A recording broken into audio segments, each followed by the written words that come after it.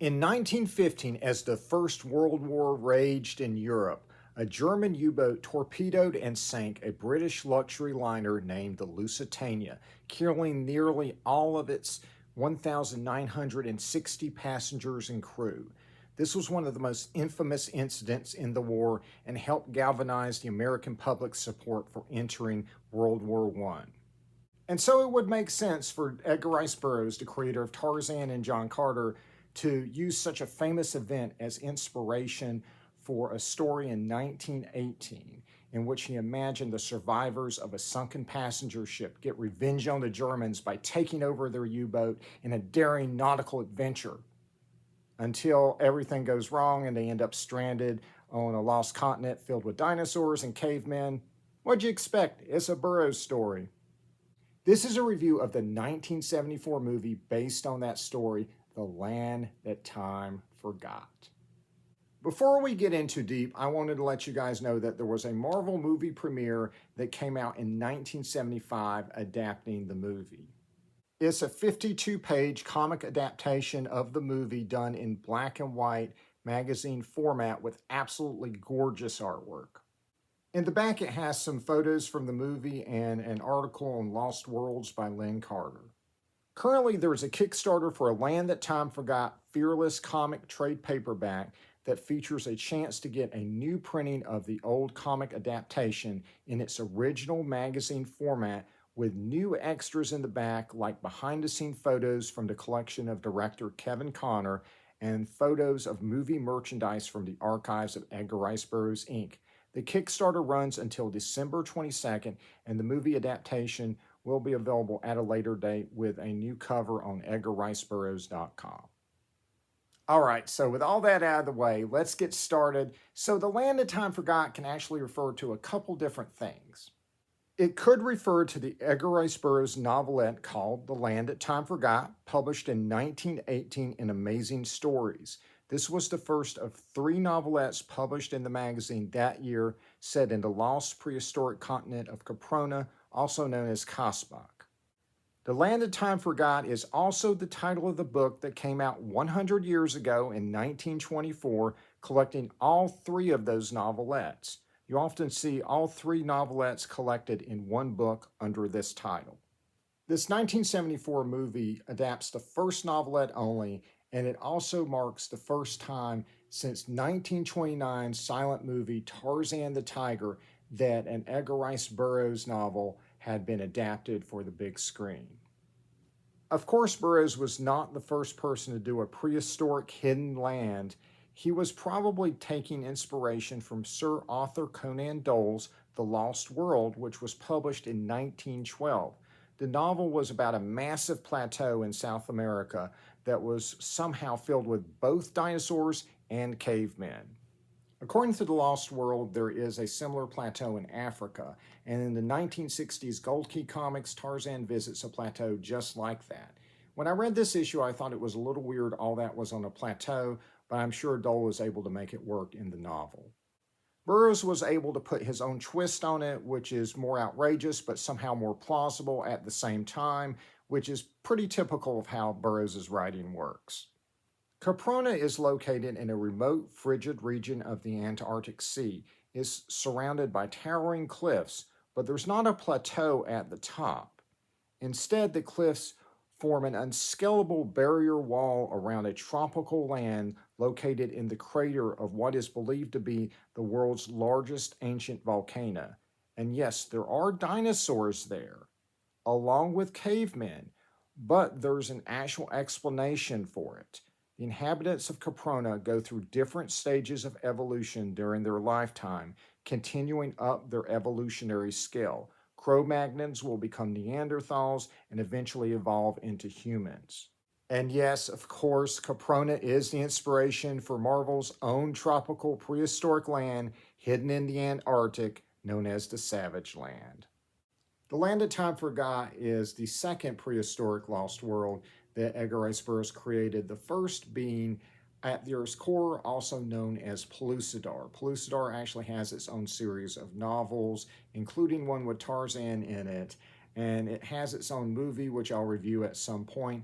There are some differences between The Land That Time Forgot and At the Earth's Core. So in Pellucidar At the Earth's Core, there's all kinds of weird monsters and animal people and intelligent dinosaurs that can hypnotize people. Really, anything goes. The Land That Time Forgot, on the other hand, has real prehistoric creatures, with the exception of one race that shows up in the later novelettes but is not in this movie. I don't think Burroughs ever had an explicit connection between his two dinosaur lands, but in Tarzan at the Earth's Core, they do get to the Earth's core by taking an airship down a opening in the North Pole, and they theorize that there's a similar opening leading to Pellucidar at the South Pole. In the comic miniseries, The Land That Time Forgot, Terror from the Earth's Core, Caprona is invaded by creatures from Pellucidar, and they get there through a passage that goes from Caprona all the way to the Earth's core, and so perhaps that is the southern polar opening, at least according to this miniseries. All right, enough background. Let's talk about this movie. So the movie has a couple different ways you can get it. And one of them is this DVD that's a double feature. It has the sequel, The People That Time Forgot, which we'll talk about in a minute. But I highly recommend getting the Blu-ray. Not only does it have a great cover, it has a 1970s featurette with the behind the scenes of making the movie, and it also has a more recent director's commentary with director Kevin Connor. It also has some really cool imagery on the disc itself. And it even has a reversible cover. How rare are those? So that gives you different options for displaying it. There's clearly a lot of love that went into this little Blu-ray. So most of what I know about this movie comes from Kevin Connor's recollections that he gave in the director's commentary and also in various interviews over the years. The movie was released in 1974 from a British film company called Amicus. According to Connor, Amicus made these kind of second string Hammer horror style movies in the 1960s. His first film for them was From Beyond the Grave. And in the 1970s, they were going in a different direction. They wanted to make bigger productions that could compete with Hollywood. And so they had the rights to do 3 or 4 different Burroughs novels. And so they handed him a script for The Land That Time Forgot. The movie is a largely faithful adaptation of the novelette, with survivors from a sunken passenger ship taking over the U-boat that torpedoed them and then ending up stranded in the lost continent of Caprona, which is filled with dinosaurs and cavemen. It does have its share of changes like any adaptation, but it does have a lot of scenes directly out of the novel and even dialogue directly out of the novel. And this is back in the 1970s, so they had to be creative with how they did the special effects in order to pull this thing off. Any boats that were torpedoed and sunk were actually cardboard cutouts shot in water tanks. The U-boat submarine was created with a combination of full-size sets and miniatures for the far shots. The interior set was so realistic, a former real-life German U-boat commander saw it and said the interior looked just like the real thing. Matte shots were also used for various different things like the exterior of Caprona. The production designer Maurice Carter suggested doing all the dinosaurs as hand puppets. They were about 2 feet tall and were created and operated by Roger Dickens. He had his arm up inside them while the dinosaurs' arms were on tiny sticks, very similar to Muppets.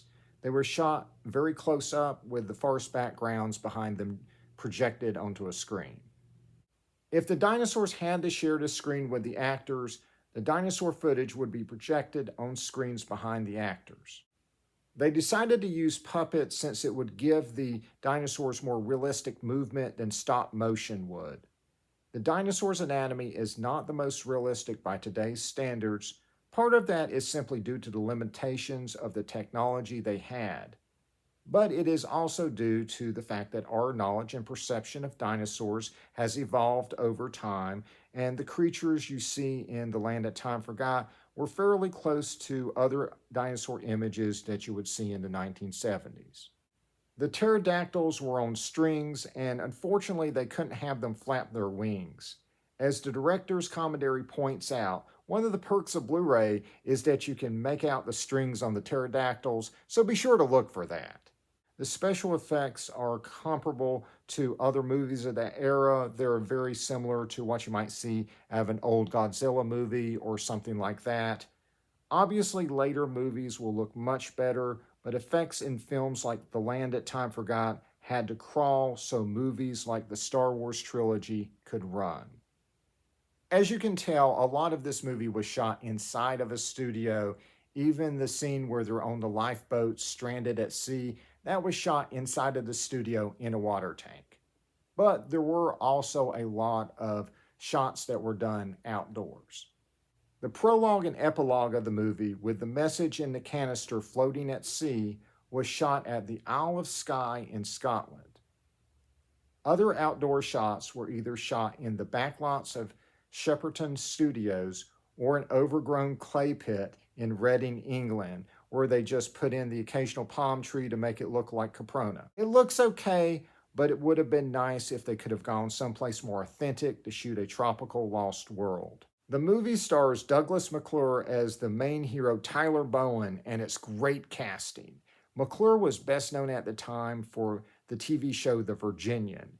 Kevin Connor would go on to direct 4 pictures with him in total, and that includes the sequel, The People That Time Forgot, and Edgar Rice Burroughs' At the Earth's Core. Connor said McClure was a delight to work with. He knew where the camera was. He knew how to throw a punch. Connor said McClure was a big pussycat with him, but he got in a few fights. One lunchtime, McClure punched a hole clean through the producer's wall because his private car wasn't available. The producer had the hole cut out and framed, and I'm sure could get a pretty penny for it on eBay today. The main female lead is Susan Penhaligon. In the novel, her character was named Liz LaRue, but for some reason they changed her name to Alice Clayton for the movie. She does a fine job in the role, and later said that she has no idea why she wasn't asked back to be in the sequel. The last member of the ensemble cast I want to point out is the fantastic performance for the German U-boat captain. He was played by John McHenry and was revoiced by Anton Diffring because the American distributor didn't like the way McHenry delivered his dialogue. This happens sometimes in movies. The same thing happened to the actress who played Jane in Greystoke. As far as the script goes, the breakdown was done by Jim Cawthorne, and the script itself was written by none other than fantasy writer Michael Moorcock, best known for creating Elric. Edgar Rice Burroughs Inc. insisted that Moorcock write the script, and to this day he doesn't know why. However, he did a great job. He's responsible for the German captain being more sympathetic in this movie than he is in the novel. However, Moorcock was not happy with the way the movie turned out. He said that there were changes that were made by the producers to his script, and he described the producers as being dumb as posts. Like I said, I've never heard of a happy scriptwriter for a movie. However, in my opinion, the story turned out pretty well. 2/3 of it actually follows the book pretty closely, and it actually spends 1/3 of the movie at sea in the U-boat, which is great because the novel spends a whole lot of time in that U-boat before you get to Caprona, and some of the best scenes in that story happen in the U-boat, and it's so great to see those on the screen. So the film's epilogue at the very end is taken directly out of the novel. However, the climax leading up to that is completely made up for the movie and does feel a little random, the way the volcano's exploding and stuff. It is drastically different, but it is interesting in its own way. The changes they made for the ending do make me wonder if they intended this as a one-off movie and had no intention of actually trying to make movies of the other 2 novelettes in the trilogy. According to Connor, the movie was successful in Britain. It was the 14th highest grossing movie in 1975 over there, but it wasn't as successful in the United States. It did get a sequel in 1977, The People That Time Forgot. There are a few elements from the novelette in the movie, like the rescue mission using an aircraft that crash lands in Caprona thanks to a pterodactyl, and there's a heroic native girl named Ajor, And that's about it for its connections to the novelette. The last half involves villainous samurai who live in a castle of skulls that look like something out of a Frazetta painting and has nothing to do with the previous movie or the novelette. However, the last half is actually pretty entertaining, even if it feels like a completely different movie, and I have no idea why there are samurai in Caprona. The strangest thing is the fortress doesn't just feel like it was inspired by Frazetta's art. It actually has Frazetta art in the tapestries inside the Castle of Skulls. Yes, that's Death Dealer right there, kids. Those are some very artistically talented samurai. Unfortunately, I haven't been able to listen to the director's commentary on The People That Time Forgot, and I don't have a whole lot of information about it, so I don't know what happened with that movie. I know that Kevin Conner has said that there were a lot of things in the novel that he wouldn't have been able to do at the time, so that may account for some of the changes to that movie. I don't plan to do a review of it because it's just so far removed from the source material, but I still think it's worth seeing. I think the last half is pretty entertaining. And I suppose I do need to acknowledge the other Land That Time Forgot movie that came out in 2009 and is streaming for free on Tubi. This is a low budget, public domain flick by the Asylum that has a modern day boat that goes through a mysterious time warp to an island filled with dinosaurs. The first half has nothing to do with the source material, but there is a German U boat introduced halfway through with enough elements from the novelette in that last half that this could be considered a loose adaptation of the original story. The dinosaur anatomy is better, but still doesn't look real in a very noticeable way. But the main problem is it's just not a very engaging or entertaining story. But this original movie, it's good. And it proves that if you have a good story, you can make an engaging film. And that the works of Edgar Rice Burroughs make for some great movies when you actually adapt his novels. And it's a shame that more filmmakers have not taken advantage of that. And incidentally, the movie had a big impact on comic creator, graphic designer, and author Mike Wolfer, who now works at Edgar Rice Burroughs Inc. and wrote all the recent Land That Time Forgot comics. You can tell the logo he designed for the current Land That Time Forgot stories is inspired by the title font from the movie trailer. And he's even written a Land That Time Forgot novel that's up for pre-order right now on edgarriceburroughs.com. All right, that's it. Like and subscribe for more videos. And until next time, beware of artistically talented samurai. See ya.